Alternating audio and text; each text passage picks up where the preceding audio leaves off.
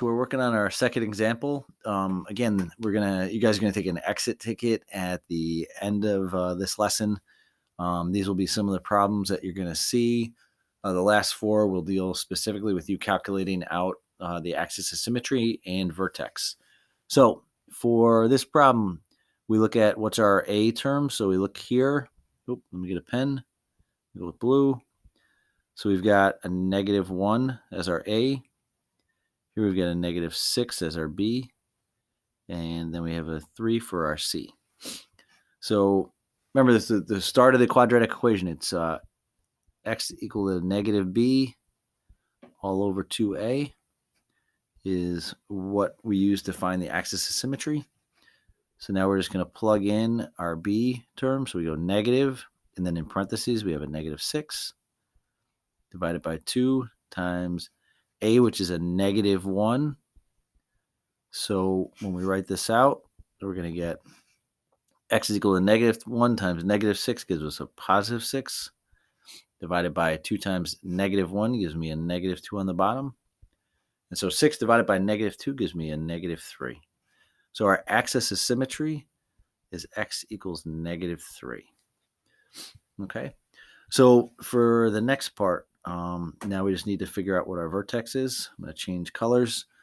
So for this, all I'm going to do is plug in -3 for each x. So I'll take that -3 and I'll put it in for this x. And I'll take it and put it in for this x. And this is my second take on this one, because you know what I did? I'll show you. When I wrote this down, so it's, we're going to say it's f of x, and we're just going to write the equation. So -x minus 6x plus 3. So I did this before. Let me put the -3 in. And when I wrote it out, I didn't put that negative. So I didn't bring this negative sign down. I just wrote it as x minus 6x plus 3. So be aware of that, right? I made the mistake. You're trying to get through these. Make sure you bring your negatives. So we got a negative, and then in parentheses, we have a -3 minus 6 times a -3 plus 3. So we end up with negative. Oh, you know what I'm doing right here? Look at that. I'm making lots of mistakes today.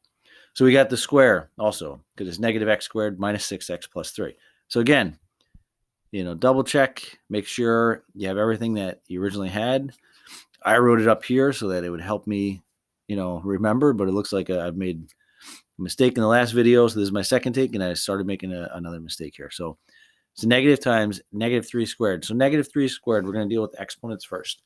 -3 squared gives me a +9, and then I apply that negative sign outside, right? So I end up with a -9. -6 times -3 gives me +18, and then plus 3. Okay, so -9 plus 18 gives me a +9, right? And then 9 plus 3 gives me 12. So my vertex, right? I just put these together. I go, this is the same as y equal to that. So I go, my vertex is -3, 12. All right, now I'm going to go to the third and last example.